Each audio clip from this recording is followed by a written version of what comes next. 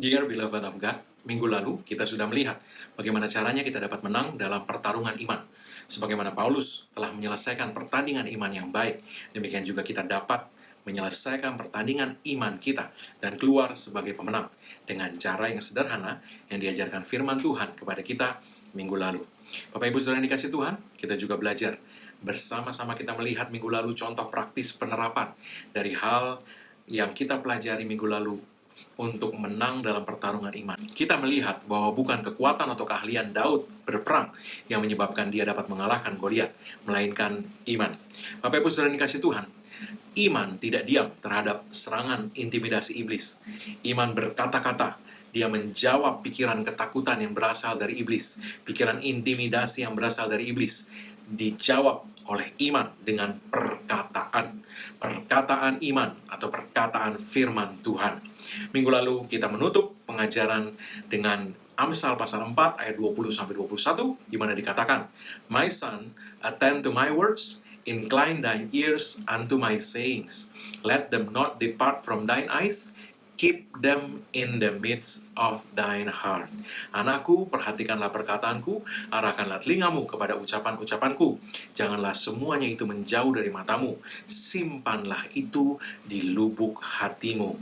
Bapak Ibu Saudara yang dikasih Tuhan, ketika firman Tuhan masuk ke dalam hati kita, turun ke dalam hati kita, roh kita, dan disimpan di sana, maka dari sana akan keluar perkataan-perkataan iman yang mengalahkan tipu muslihat iblis, pikiran-pikiran ketakutan iblis, serangan-serangan kecemasannya, dan mengubah situasi-situasi hidup kita. Dari sini, kita menyambung hari ini dengan melihat apa senjata iblis untuk mengalahkan anak-anak Tuhan, sehingga perkataan iman, perkataan firman yang dapat mematahkan kuasa dari roh ketakutan, pikiran-pikiran kecemasan dan kekhawatiran yang dilontarkan iblis, supaya perkataan-perkataan iman atau perkataan-perkataan firman itu tidak sampai keluar dari mulut anak-anak Tuhan. Apa senjata yang digunakan iblis untuk menghancurkan perkataan-perkataan iman anak-anak Tuhan? Ingat, Yohanes 10 ayat 10, Yesus mengatakan bahwa pencuri datang, the thief, cometh not but to steal and to kill and to destroy. I am come that they might have life and that they might have it more abundantly. Pencuri datang hanya untuk mencuri, membunuh, dan membinasakan. Tetapi aku datang supaya mereka mempunyai hidup dan mempunyainya dalam segala kelimpahan, kata Yesus. Nah, Bapak Ibu Saudara yang dikasih Tuhan, perhatikan apa yang Yesus katakan. Hal pertama yang Yesus singkapkan mengenai pencuri atau iblis adalah bahwa dia mencuri. Namanya adalah pencuri, dan hal pertama yang dia lakukan adalah mencuri. Ini adalah senjata iblis untuk mengalahkan iman anak-anak Tuhan. Dia melontarkan perkataan yang membuat ketakutan, akan tetapi sebelum itu dia melakukan sesuatu yang namanya mencuri. Dia mencuri dulu sebelum dia membunuh dan membinasakan iman anak-anak Tuhan. Bapak Ibu Saudara yang dikasih Tuhan, apa yang dicuri? Banyak orang terlalu cepat untuk mengatakan bahwa iblis membunuh, membinasakan. Akan tetapi Yesus memulai dengan mengatakan bahwa iblis adalah pencuri dan hal utama yang dia lakukan adalah mencuri. Jadi perhatikan apa yang Yesus katakan. Iblis di atas segala-galanya nomor satu adalah terlebih dahulu pencuri. Apa yang dicuri? Mari kita lihat Markus pasal 4 ayat 13-15. Firman Tuhan mengatakan dalam King James Version, And he said unto them, ini Yesus yang berbicara, Know ye not this parable? And how then will ye know all parables? The sower soweth the word, and these are they by the wayside where the word is sown. But when they have heard, Satan cometh immediately. Satan cometh immediately and taketh away the word that was sown in their heart. Yesus berkata, He said unto them, Yesus mengatakan kepada mereka, tidakkah kamu mengetahui perumpamaan ini? Dan kalau demikian, bagaimana kamu dapat mengetahui perumpamaan-perumpamaan yang lain? Apa artinya maksudnya? Yesus kemudian menjelaskan di ayat 14 bahwa penabur itu menaburkan benih. Yang Yesus katakan adalah the word. Penabur menaburkan firman Tuhan. Kemudian ayat 15 Yesus berkata, ini adalah mereka yang ada di pinggir jalan, ya. Dan Yesus berkata di mana firman itu ditaburkan. Jadi firman ditaburkan, ya. And when they have heard, dan ketika mereka sudah mendengar, Satan immediately cometh. Setan segera datang and taketh away the word, dan mengambil firman yang ditaburkan di dalam hati mereka. Jadi perhatikan bahwa nomor satu, iblis akan mencuri firman Tuhan. Nomor satu yang diincar iblis, sasaran iblis untuk dicuri adalah firman Tuhan. Bapak Ibu Saudara yang dikasih Tuhan, Yesus berkata bahwa pencuri datang untuk mencuri. Dan kemudian Yesus berkata, ketika firman sudah ditaburkan, Satan immediately come. Setan segera immediately come. Untuk apa? Take away the word. Ketika firman sudah ditaburkan, setan segera datang untuk mengambil atau mencuri firman that was sown in their heart, yang sudah ditaburkan di hati mereka. Jadi Bapak Ibu Saudara yang kasih Tuhan, ini yang diincar iblis. Ini yang menjadi sasaran iblis. Dia mau mencuri firman Tuhan dari hati anak-anak Tuhan. Perhatikan bahwa firman itu sudah ditaburkan, dan orang-orang itu sudah mendengar firman Tuhan, karena dikatakan firman itu ditaburkan di hati mereka. Jadi mereka sudah mendengar firman itu, akan tetapi dikatakan bahwa iblis segera datang untuk mencuri firman itu. Iblis tidak mau membiarkan firman itu lama-lama di dalam hati mereka. Dia mau segera mencuri firman itu. Dan kalau iblis bisa mencuri firman Tuhan dari hati anak-anak Tuhan, dia bisa mencuri segala sesuatu yang lain. Dia bisa mencuri dan kemudian membunuh dan membinasakan masa depan, impian, pekerjaan, dan lain sebagainya. Bapak Ibu Saudara yang kasih Tuhan, yang kita perlu perhatikan adalah iblis memberi prioritas untuk mencuri firman Tuhan. Jadi, kita sebagai anak-anak Tuhan perlu memberi prioritas untuk memasukkan firman Tuhan ke dalam hati kita, yang kemudian dikatakan tadi di Amsal, dia masuk ke dalam hati kita, dia disimpan dalam hati kita, maka apa yang akan terjadi adalah perkataan-perkataan iman akan keluar dari mulut kita, karena meluap dari hati kita. Ingat Yesus berkata bahwa apa yang keluar dari mulut, meluap dari hati. Jadi kalau iblis bisa mencuri firman Tuhan, tidak ada perkataan firman yang akan meluap dari hati kita. Itu senjata iblis untuk mengalahkan anak-anak Tuhan dalam pertarungan iman. Sebelum dia melontarkan pikiran keraguan, kecemasan, dan sebagainya, dia akan berusaha terlebih dahulu nomor satu, immediately mencuri firman Tuhan. Jangan sampai firman Tuhan itu masuk ke dalam hati. Kalaupun sempat dengar, segera dicuri supaya jangan sampai masuk, berakar, tertanam di dalam hati anak-anak Tuhan. Bapak Ibu Saudara yang kasih Tuhan, Yesus berkata di dalam ayat 15 Markus pasal 4 tadi, and these are they by the wayside, where the word is sown, but when they have heard, Satan cometh immediately and taketh away the word that was sown in their heart. Jadi sudah mendengar, tapi setan segera datang untuk mencuri. Jadi firman Tuhan itu sudah ditaburkan dan dia masuk ke dalam hati. Akan tetapi iblis dapat mencurinya. Kenapa? Karena ayat 16-17 kemudian menjelaskan, ya, di pinggir jalan tadi dikatakan orang yang menerima yang pertama di pinggir jalan itu bicara, ya, bahwa firman tidak menjadi prioritas dalam hidup mereka. Ini hanya ada sesuatu yang di pinggir jalan, bukan sesuatu yang utama, bukan sesuatu yang menjadi jalan kehidupan mereka. Yesus berkata, akulah jalan. Dan Yohanes 1 ayat 1, 2, 3 mengatakan bahwa Yesus adalah sang firman yang hidup, yang menjelma menjadi manusia. Jadi firman Tuhan seharusnya menjadi jalan hidup kita, bukan kita jadikan hanya sesuatu yang kita berdiri di pinggirnya, tidak kita utamakan dalam hidup kita. Bapak Ibu Saudara yang kasih Tuhan, dikatakan di dalam Markus pasal 4 ayat 16 dan 17. Kemudian, and these are they likewise which are sown on stony ground, who when they have heard the word immediately receive it with gladness. Ini adalah mereka yang ditaburkan firman, adalah seperti orang-orang yang ini adalah orang-orang yang seperti ya tanah yang berbatu-batu. Mereka ditaburkan firman Tuhan, benih ditaburkan, tapi ditaburkan di tanah yang berbatu-batu, kata Yesus. Seperti apa orang-orang ini? Who, when they have heard the word, immediately receive it with gladness. Jadi orang-orang ini, ketika mereka sudah mendengar firman Tuhan, mereka segera menerima dengan sukacita. Mereka terima, mereka tidak menolak. Ayat 17, and have no root in themselves. Nah ini dia. Tapi tidak berakar. Kadang-kadang kita hanya dengar dan kita merasa tahu, tapi tidak memberi waktu untuk merenungkan. Memperkatakan lagi kepada diri kita sendiri.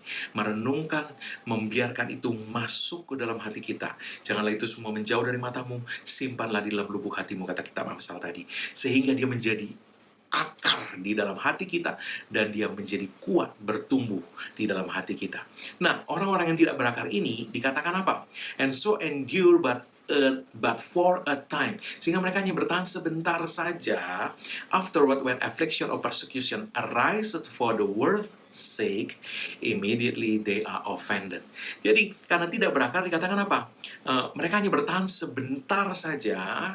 Sampai kapan? Affliction or persecution, penindasan, ariseth for the word's sake. Penindasan itu terjadi karena firman itu, for the word's sake. Jadi karena firman itu, artinya ada sesuatu yang kemudian situasi atau apapun yang dicoba oleh iblis, dilontarkan serangan yang menyerang ke arah firman itu. Artinya apa? Dia mencoba membuat situasi-situasi kelihatan bertentangan dengan apa yang dikatakan firman. Kita terima firman, tapi kelihatannya kok yang terjadi dalam hidup kita kebalikan dari firman itu. Itu yang dikatakan penindasan karena firman itu. Jadi ada sesuatu yang spesifik.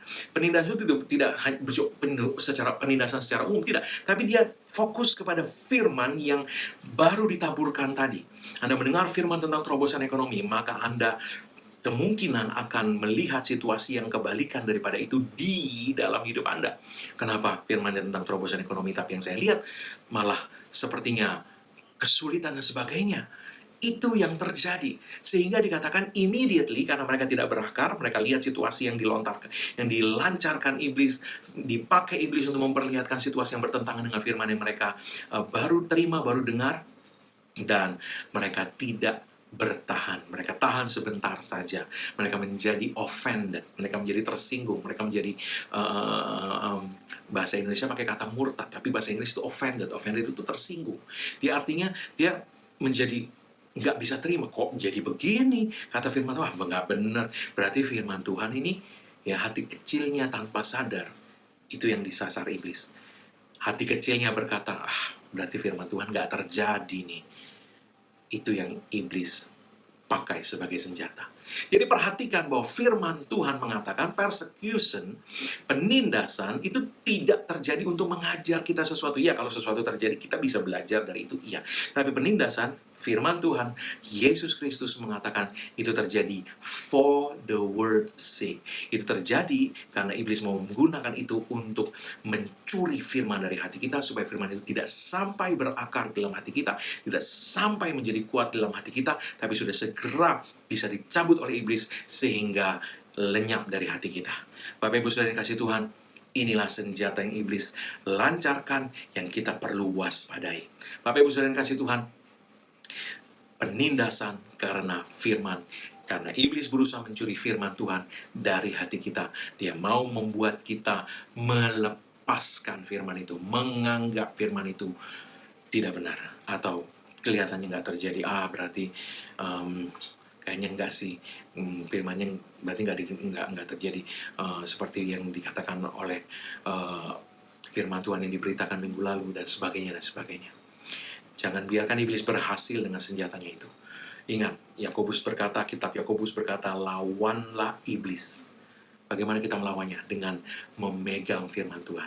Amsal tadi berkata apa? Simpanlah itu di lubuk hatimu. Gimana? Jangan biarkan itu menjauh dari matamu. Arahkanlah telingamu kepada ucapan-ucapanku. Perhatikanlah perkataanku. Beri perhatian terus kepada firman Tuhan. Jangan biarkan itu menjauh dari matamu. Simpan itu di lubuk hatimu. Jangan lepaskan. Lawanlah iblis, maka dia akan lari daripadamu. Bapak Ibu Saudara yang kasih Tuhan, ketika iblis berusaha membuat kita berpikir bahwa firman Tuhan tidak bekerja. Dia menyerang dengan pikiran-pikiran keraguan dan kecemasan. Kita perlu terus menjawab pikiran-pikiran tersebut dengan perkataan iman. Dan terus memasukkan firman Tuhan ke dalam hati kita. Sehingga selalu ada firman yang akan meluap keluar dari mulut kita untuk menjawab pikiran-pikiran ketakutan dan keraguan dari iblis. Bertahan. Yesus tadi berkata, bertahan sebentar saja. Jangan bertahan sebentar saja. Bertahan terus. Lawanlah iblis. Kenapa? Karena firman Tuhan sudah menjamin. He will flee from you. Dia akan lari daripadamu. Haleluya. Markus pasal 4 ayat 18-19 kita lanjutkan. And these are they which are sown among thorns. Dan ini adalah mereka yang benih yang ditanam di antara duri, ya, di antara semak belukar. Such as hear the word, mereka mendengar firman Tuhan, dengar firman Tuhan. Tapi, and the cares of this world, kekhawatiran dunia ini, and the deceitfulness of riches, tipu daya kekayaan, dan and the lust of other things, dan hawa nafsu, keinginan akan hal-hal lain, entering in, mulai masuk, choke the word, ya, menghimpit firman itu, and it become unfruitful, sehingga firman itu menjadi tidak berbuah. Jadi perhatikan kata entering in. Jadi dia tidak bisa serta-merta masuk. Dia mencoba masuk, entering in, dan kalau dibiarkan, ya, entering into present continuous. Berarti dia terus-menerus berusaha untuk masuk. Tapi kalau dia tidak bisa masuk, artinya kita endure tadi, kita bertahan tadi, maka dia tidak bisa masuk ke dalam hati kita. Jangan biarkan kekhawatiran dunia ini, tipu daya kekayaan, dan hawa nafsu akan hal-hal yang lain masuk ke dalam untuk menghimpit firman. Artinya, jangan biarkan kekhawatiran mengambil tempat dalam hati kita. Ya, lawanlah itu dengan perkataan-perkataan iman, sehingga dia tidak bisa mengambil tempat di dalam hati kita, sehingga dia tidak bisa menghimpit firman, tetapi seluruh hati kita terus terisi dengan firman, terus penuh dengan firman. Tidak ada ruangan dalam hati kita yang diisi dengan ketakutan atau keraguan atau kecemasan atau kekhawatiran, sehingga dia tidak bisa masuk dan menghimpit firman itu. Kalau dia tidak bisa menghimpit firman itu, maka dikatakan bahwa kalau berhasil dihimpit, dia menjadi unfruitful, tidak bisa berbuah, tidak subur. Berarti kalau tidak bisa dihimpit, dia pasti berbuah, pasti menghasilkan. Haleluya. Bapak Ibu Saudara yang kasih Tuhan. Jadi, perhatikan bahwa setiap orang memiliki kesempatan untuk mendengar, baik yang di pinggir jalan, baik yang dilambangkan sebagai tanah yang berbatu, maupun yang seperti ditaburkan di antara semak belukar. Semua punya kesempatan yang sama untuk mendengarkan firman Tuhan. Akan tetapi yang terjadi dalam hidup orang-orang ini itu berbeda-beda, ya. Yang hanya menganggap sekilas pinggir jalan saja, sekilas saja mendengar firman Tuhan, iblis dengan cepat dapat segera mencuri firman itu. Yang mendengar, menerima dengan sukacita, tapi ketika serangan tipu muslihat iblis dilontarkan untuk membuat seolah-olah firman itu kelihatan tidak bekerja, mereka segera melepaskan firman itu, tidak bertahan, tidak berakar, ya.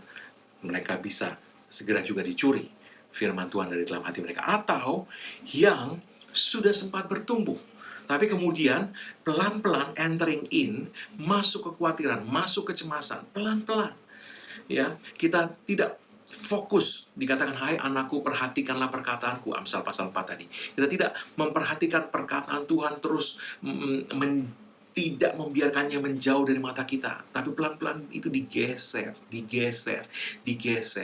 oleh hal-hal lain, sehingga kekhawatiran mulai masuk dan sebagainya, sehingga menghimpit firman itu. Firman yang tadinya memiliki tempat yang luas di hati kita, sekarang terhimpit, ada di tempat yang sempit, yang memenuhi hati kita justru kekhawatiran.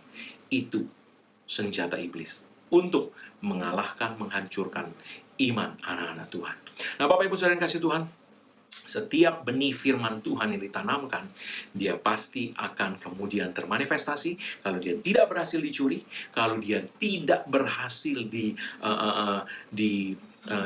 cabut, ya, karena tidak berakar, tidak bertahan, kalau firman itu tidak berhasil dicabut, atau firman itu juga tidak berhasil diimpit, dia pasti akan termanifestasi.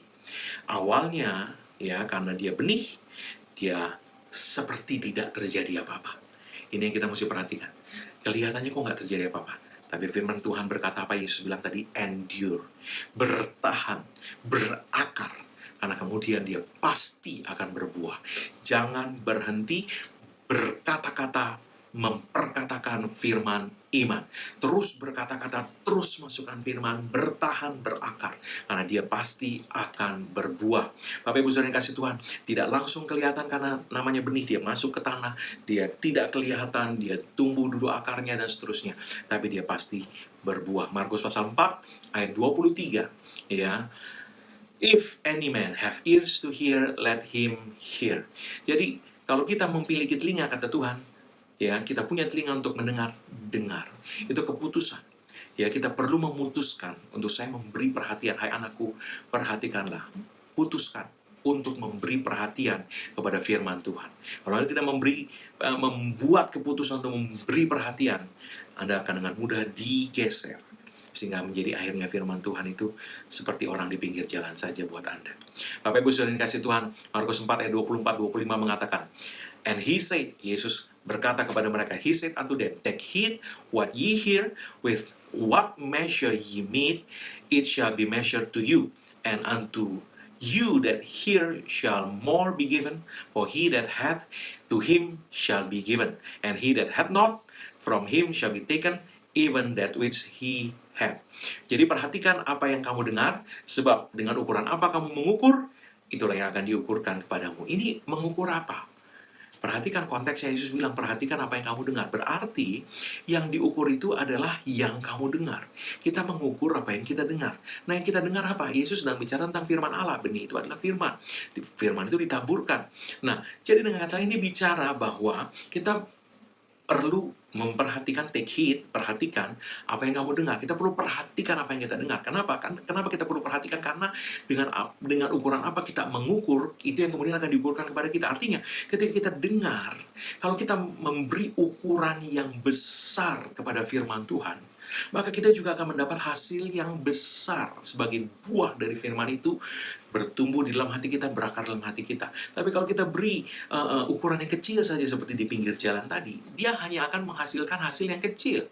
Ya, seperti Anda tanam benih ya di sepetak tanah kecil dengan Anda tanam benih yang sama-sama baik, sama-sama berkualitas di tanah yang besar. Tentu hasilnya akan beda. Di tanah yang luas di hatimu, Anda biarkan firman itu masuk. Firman Tuhan itu dikatakan adalah benih yang tidak bisa rusak, tidak bisa binasa, benih yang kekal. Anda biarkan masuk ke dalam hati Anda, menempati tempat yang kecil. Atau ada orang lain yang memberikan seluruh hatinya, seluas-luasnya, untuk ditumbuhi oleh benih firman Tuhan. Tentu hasilnya akan beda.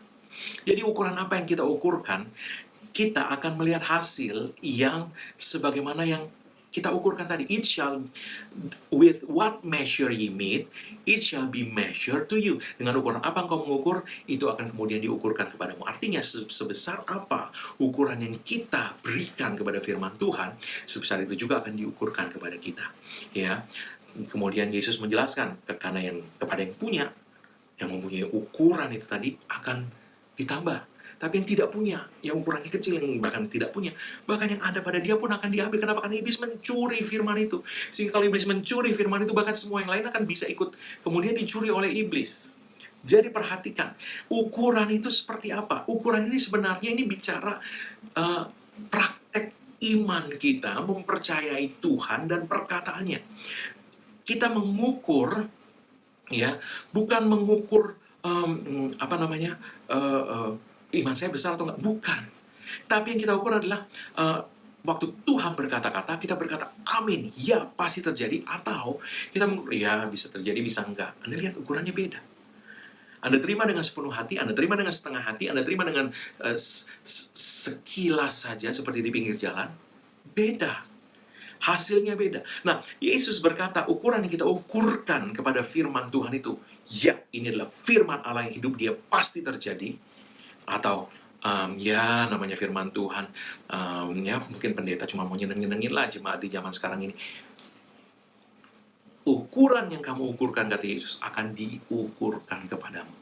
Ya, ini bicara bahwa sebesar apa kepercayaan yang kita taruhkan kepada Tuhan dan firman-Nya, sebesar itu juga akan kembali kepada kita. Ya, kenapa? Karena Yesus sudah berkata, terjadilah kepadamu sebagaimana imanmu. Tidak bisa terjadi beda dari itu. Itu sebabnya perkataan ini sejalan dengan perkataan Yesus bahwa jadilah kepadamu sebagaimana yang kamu percayai, jadilah kepadamu sebagaimana imanmu. Ukuran yang kamu ukurkan akan diukurkan kepadamu. Artinya, sebesar apa kepercayaan yang kita taruhkan pada Tuhan dan perkataannya, sebesar itu juga kita akan melihat buahnya terjadi dalam hidup kita. Jadi Bapak Ibu Saudara yang kasih Tuhan, perhatikan, kata Yesus, perhatikan apa yang kamu dengar, sebab dengan ukuran apa kamu mengukur apa yang kamu dengar itu, ya, amin, pasti terjadi. Tidak bisa tidak terjadi. Kalaupun iblis mencoba membuat penindasan karena firman itu, Anda berkata, tidak bisa, firman tidak terjadi. Anda lihat ukurannya. Ya, atau, ya mungkin belum waktunya lah. Anda dengan segera menyerah. Atau, mungkin iman saya kurang besar, saya cari orang lain deh untuk beriman dengan saya. Bapak Ibu Saudara, saya mau katakan bahwa firman-Nya sama. Dan hati kita ini pada dasarnya, hati kita ini pada dasarnya sama. Entah kita mau biarkan hati itu dipenuhi firman, atau setengah dipenuhi firman, atau seperempat dipenuhi firman, atau cuma pinggiran yang dipenuhi firman. Itu bukan karena, hatinya jelek, hatinya baik. Bukan. Tapi sebenarnya adalah kepada ukuran apa yang kita berikan. Itu yang menentukan. Kalau kita memberikan ukuran firman Tuhan itu seperti di pinggir jalan, ya hasilnya seperti tadi yang sudah kita dengar. Atau seperti tanah yang berbatu-batu, atau seperti di tengah semak belukar. Ya seperti itu hasil. Atau seperti tanah yang baik. Kita menerima firman itu, kita aminkan, kita tidak mau melepaskannya, kita pegang, kita tidak mau bergeser dari situ. Maka dia akan berbuah, kata Yesus. Ada yang 30, ada yang 60, ada yang 100 kali lipat. Bapak Ibu Saudara yang kasih Tuhan, jadi perhatikan cara kamu mendengar, apa yang kamu dengar, dan bagaimana kita mengukur. Karena ukuran yang kamu ukurkan akan diukurkan kepadamu. Ya, Markus pasal 4 ayat 20, Yesus berkata, yang ditaburkan di tanah yang baik, and these are they which are sown on good ground. Yang inilah mereka yang ditaburkan di tanah yang baik, such as hear the word and receive it and bring forth. Yang mendengar firman, menerimanya, dan menghasilkan buah. Some 30-fold, some 60, and some 100. Ada yang 30, ada yang 60, ada yang 100 kali lipat. Jadi ukuran yang kita ukurkan, firman Tuhan 100% benar. Atau firman Tuhan ya 50-50 lah, bisa terjadi, bisa enggak. Ukuran yang kamu ukurkan, sehingga dia akan berbuah. Ukuran yang kamu ukurkan akan berbuah buat Anda. Ada yang 30, 60, 100 kali lipat. Bapak Ibu Saudara yang kasih Tuhan, ukuran apa yang Anda ukurkan?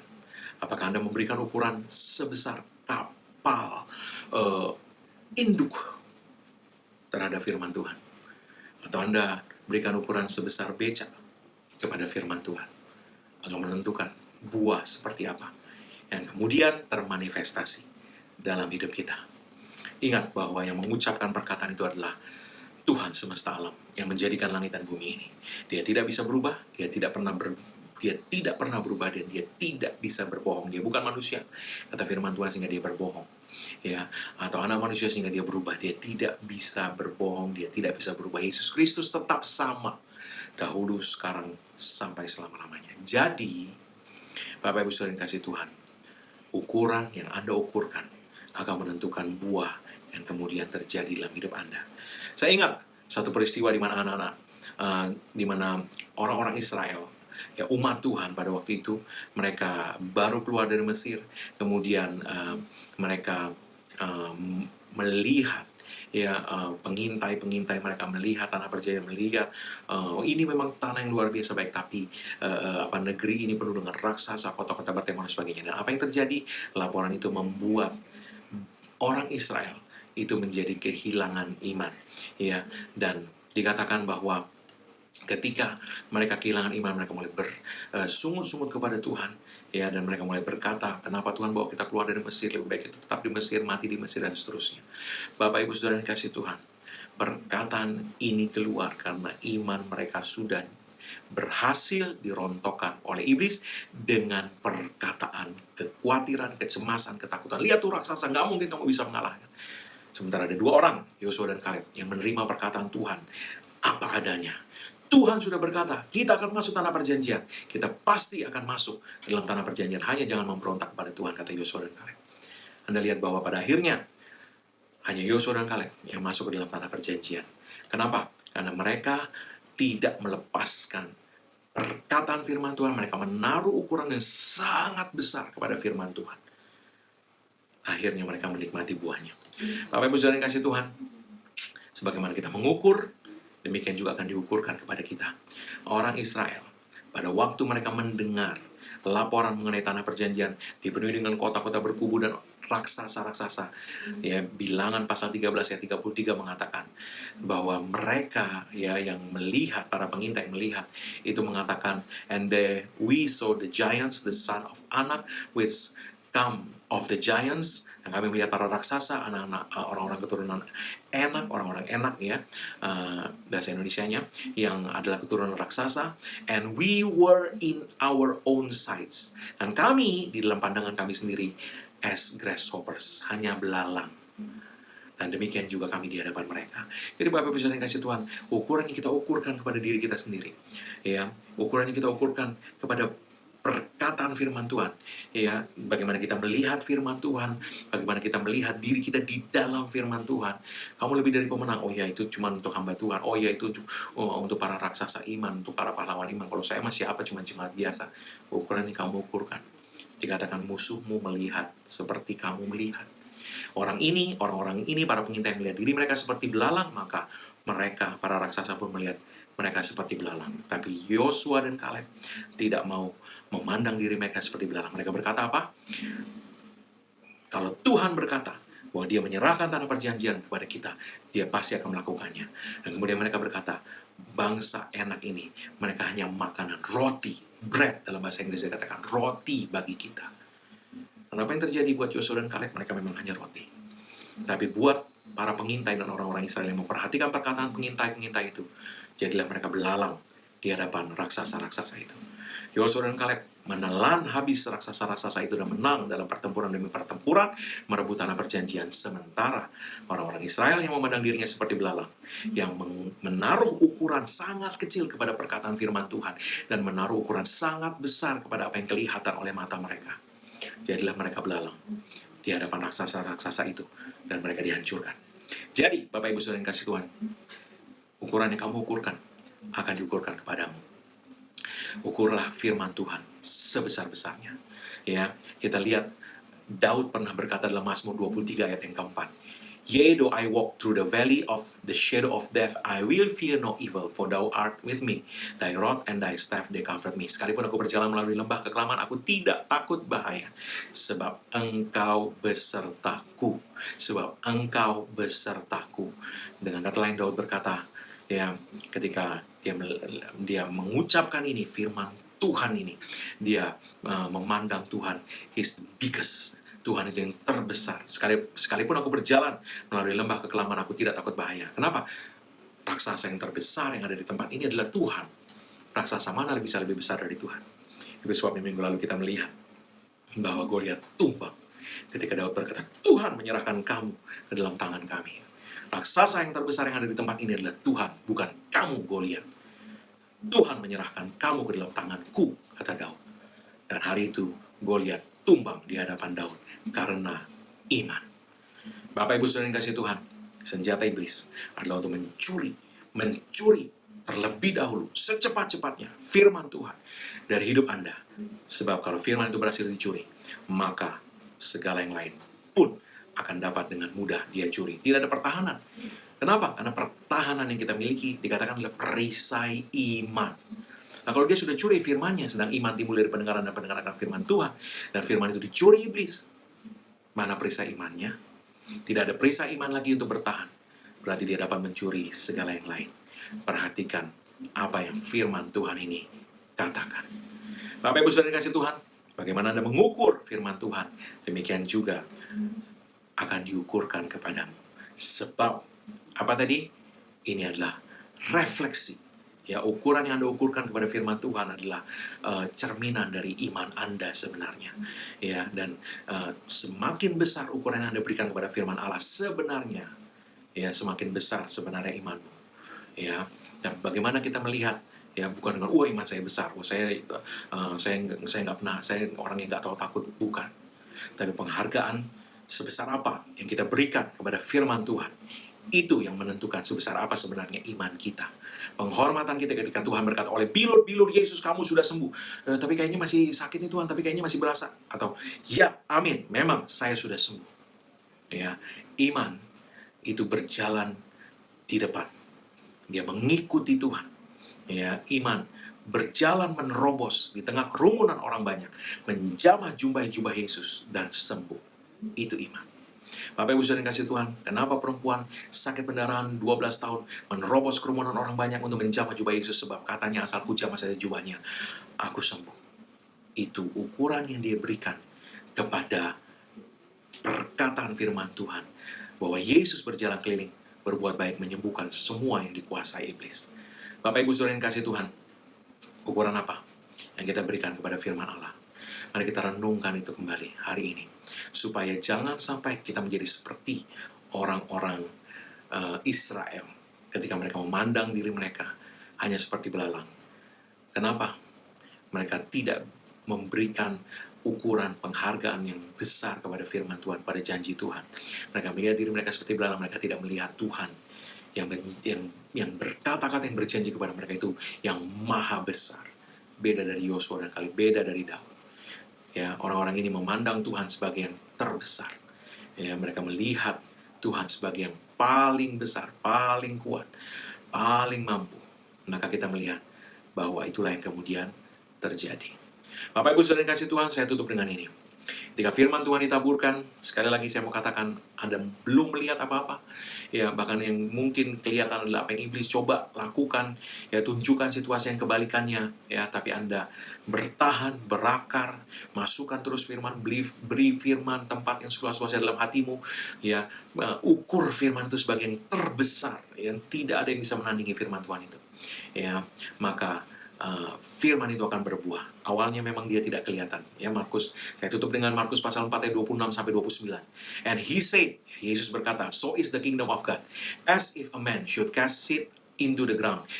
Demikianlah seperti inilah kerajaan Tuhan. Seperti orang yang menaburkan benih ke tanah, into the ground, ke dalam tanah.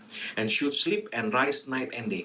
Dia tidur dan bangun malam dan pagi dan malam, ya, bangun, tidur, bangun, ya. And the seed should spring and grow up, he know not how.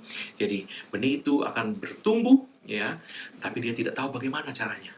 Ya, sebab bumi yang memberikan pertumbuhan, the earth bring forth the fruit of herself, first the blade, jadi yang mula-mula muncul itu tunasnya, ya, kemudian daunnya, after that the full corn in the ear, dan kemudian buahnya, ya. Dan nanti when the fruit is brought forth, ketika buahnya sudah matang, immediately he put in the sickle because the harvest is come. Segera dia menyabit karena musim penuaian sudah tiba. Jadi yang Yesus mau katakan, pada waktu Anda mulai menaburkan benih, Anda mulai memperkatakan firman, Anda tidak diam kepada serangan pikiran ketakutan, Anda jawab dengan perkataan firman iman. Maka apa yang terjadi, yang mula-mula Anda lihat itu seperti nggak ada apa-apa, seperti nggak terjadi apa-apa. Tapi Yesus berkata bahwa setiap kali firman itu ditaburkan, dia pasti berbuah. Memang mula-mula nggak kelihatan karena dia masuk ke dalam tanah, tapi kemudian dia akan mulai muncul sedikit. Ya, akan mulai muncul sedikit, ya, tunasnya, kemudian mulai bertumbuh dan seterusnya sampai tiba musim menuai. Ya, banyak orang tidak melihat penuaian. Kenapa? Karena belum tiba musim menuai, mereka sudah melepaskan benih itu, dicuri oleh iblis. Mereka tidak bertahan, tidak berakar, tahan sebentar saja, ya, membiarkan firman itu dihimpit sehingga tidak berbuah. Ya, kita sudah melihat hari ini, itu senjata yang dipakai iblis. Ya, Anda sudah mengenal tipu muslihat, senjata iblis yang dia pakai untuk mengalahkan anak-anak Tuhan dalam pertarungan iman. Jangan biarkan tipu muslihatnya, senjatanya berhasil lagi terhadap Anda. Anda lebih dari pemenang karena Kristus Yesus sudah memenangkan segalanya bagi Anda. Pertarungan kita hanya pertarungan iman. Pertarungan untuk memegang terus firman Tuhan, menaruh ukuran, mengukurkan yang terbesar kepada firman Tuhan. Kenapa? Karena kita memandang Dia yang berfirman adalah setia, bahwa Dialah raksasa terbesar yang ada di tengah-tengah masalah dan peperangan kita. Yesuslah yang terbesar di lembah kekelaman ini. Raksasa terbesar di tempat ini adalah Yesus Kristus. Ukuran yang Anda ukurkan akan diukurkan kepadamu. Saya berdoa kemenangan iman itu sudah dipastikan oleh Tuhan menjadi milik kita. Oleh sebab itu doa saya, tidak seorang pun melepaskan kepercayaannya. Tidak seorang pun membiarkan benih firman Tuhan dicuri dari hidupnya. Tapi semua berdiri teguh, memegang firman Tuhan dan tidak melepaskannya. Sampai firman Tuhan ini tadi berkata, Yesus berkata, sampai tiba musim menuai. Mukjizatmu terjadi, impianmu terjadi, apa yang kau harapkan terjadi, semua firman yang kau pegang, semua digenapi di dalam nama Yesus. Amin. Haleluya.